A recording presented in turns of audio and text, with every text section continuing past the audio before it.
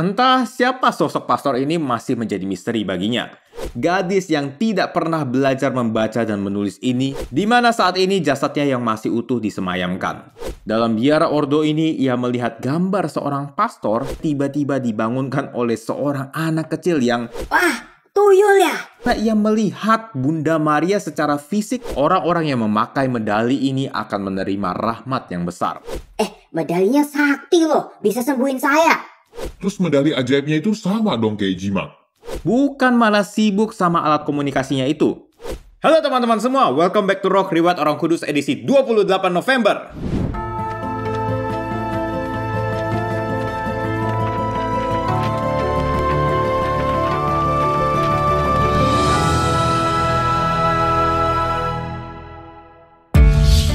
Hari ini kita akan membahas riwayat dari Santa Catarina Labore, pelindung orang lemah. Sebelum kita mulai, silakan di like, subscribe, dan share dulu video ini supaya semakin banyak orang dapat hidup kudus lewat ladan para Santo Santa. Oke, tanpa berlama-lama lagi, mari kita mulai! Cerita bermula di Prancis tanggal 2 Mei 1806. Lahirlah seorang bayi perempuan dalam keluarga petani sederhana yang dibaptis dengan nama Zoe Labore. Zoe adalah anak ke-9 dari 11 bersaudara, dan di umurnya yang masih kecil, sekitar 9 tahun, ia harus kehilangan ibunya guys. Setelah kehilangan yang dirasakan, ia berdoa dengan khusyuk di depan patung Bunda Maria, lalu menciumnya sambil berkata, "Sekarang engkau akan menjadi ibuku."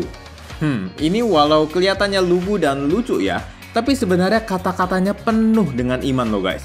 Kita aja yang udah dewasa mungkin nggak pernah terpikir kata-kata seperti ini ya.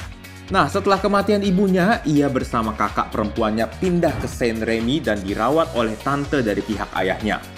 Di sini ia bermimpi bertemu dengan seorang pastor yang berkata kepadanya, "Putriku, merawat orang sakit itu baik. Untuk saat ini kamu melarikan diri dariku, tapi suatu hari kamu akan dengan senang hati mendekatiku. Tuhan punya rencana untukmu, jangan lupa." Entah siapa sosok pastor ini masih menjadi misteri baginya. Beberapa tahun kemudian, ia kembali ke rumah ayahnya di umur 12 tahun. Dan di masa inilah ia mulai tertarik untuk hidup membiara guys.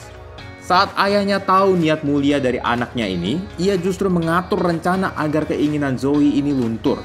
Zoe dikirim ke Paris untuk bekerja karena pikir ayahnya, Kalau dia kerja dan sibuk, niatnya pasti hilang. tapi ternyata gadis yang tidak pernah belajar membaca dan menulis ini semakin menemukan panggilannya ketika dia berada di Paris.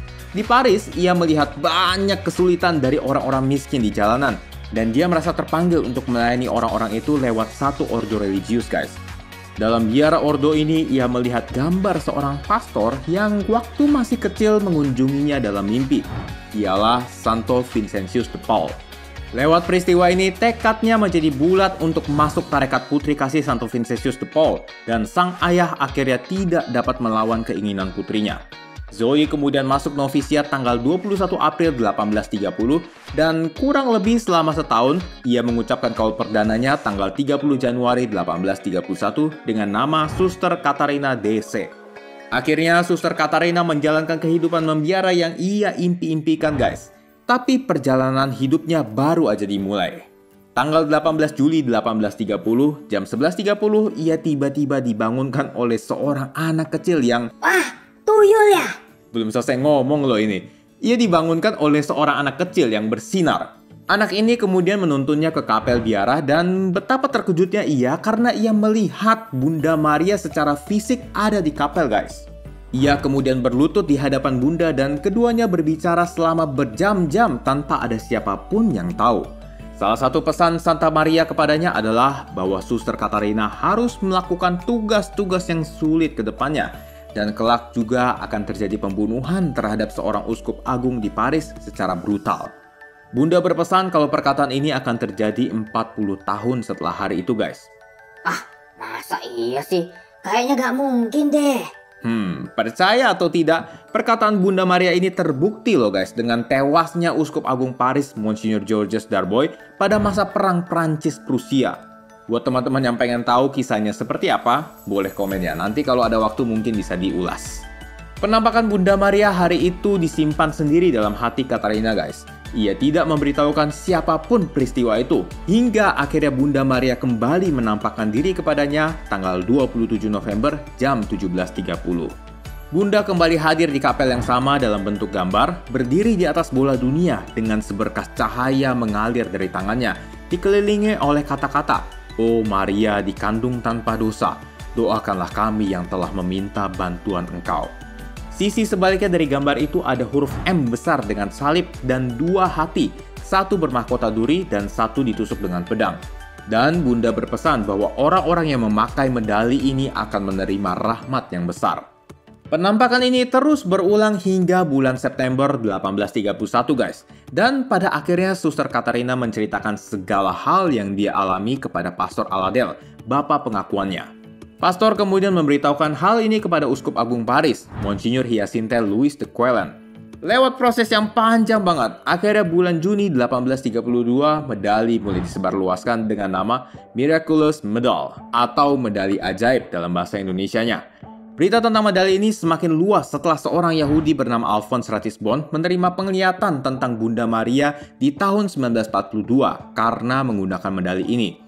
Ia lalu memutuskan untuk menjadi seorang presbiter atau pastor dan di kemudian hari mendirikan kongregasi Our Lady of Zion atau NDS.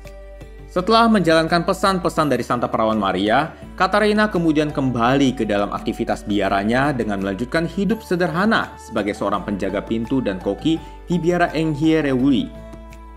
Bentar deh, harusnya kan dia dicari-cari sama orang. Kenapa nggak ada yang nyariin dia ya? Wah, menarik nih. Alasannya ya karena Suster Katarina hanya memberitahukan penampakan ini kepada orang tertentu aja guys. Bahkan selama masa penyelidikan, ia memohon agar identitasnya tidak dibuka. Ini sungguh kerendahan hati yang luar biasa sih guys. Padahal kan sebenarnya dia bisa memanfaatkan momen ini untuk lebih tenar lagi guys. Suster Katarina kemudian meninggal dunia dengan tenang tanggal 31 Desember 1876. Ia dibeatifikasi oleh Paus Pius ke-11 tahun 1933 dan dikanonisasi oleh Paus Pius ke-12 tahun 1947. Teman-teman mungkin kalau lagi berkunjung ke Paris bisa nih berkunjung ke Kapela Santa Maria dari Medali Ajaib, di mana saat ini jasadnya yang masih utuh disemayamkan. Nah teman-teman, luar biasa banget kan kisah hidup Santa Katarina? Bentar deh, mau nanya, terus medali ajaibnya itu sama dong kayak jimat? Beda dong guys, kalau dua-duanya punya kekuatan, iya betul. Tapi sumbernya berbeda. Jimat itu kekuatannya dari roh jahat, ya dari setan lah. Kalau medali atau salib atau benda-benda rohani lainnya, itu sumber kekuatannya berasal dari Tuhan. Nah, terus kenapa mesti pakai benda-benda rohani kayak gitu? Tuhan kalau mau kasih berkat mah langsung kasih berkat aja kali. Ibaratnya anggap aja kita ini masih sekolah ya, SMP atau SMA lah ceritanya. Terus papa kita kerja di Italia, kita di Indonesia, jauh banget kan? Cara komunikasinya gimana? Ya pakai HP dong, atau mungkin komputer juga bisa. Terus siapa yang kasih HP-nya ke kita? Jelas papa dong, tapi nggak mungkin kasih langsung kan? Makanya papa nitip lewat mama.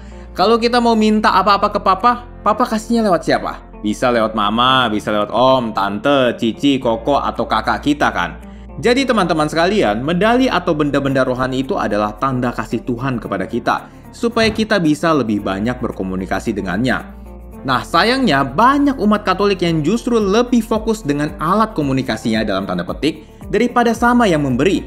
Misalnya medali ajaib yang barusan kita bahas, orang fokusnya ke medalinya terus. Medalinya nggak boleh kena basah, nanti khasiatnya bisa hilang. Medalinya jangan sampai jatuh, nanti saya bisa kecelakaan loh. Medalinya sakti loh, bisa sembuhin saya. Nah ini ujung-ujungnya jadi mengarah ke tahyul guys. Kita diberikan banyak alat komunikasi oleh Tuhan guys. Sekali lagi, tujuannya supaya kita bisa lebih banyak komunikasi dengannya. Bukan malah sibuk sama alat komunikasinya itu. Jadi mari teman-teman kita pergunakan alat-alat komunikasi yang Tuhan berikan kepada kita dengan sebaik mungkin ya. Oke guys, begitulah kisah hidup dari Santa Catarina Laboure. Semoga bermanfaat untuk kita semua. Terima kasih sudah menonton dan sampai jumpa di Rock edisi selanjutnya. Lakon!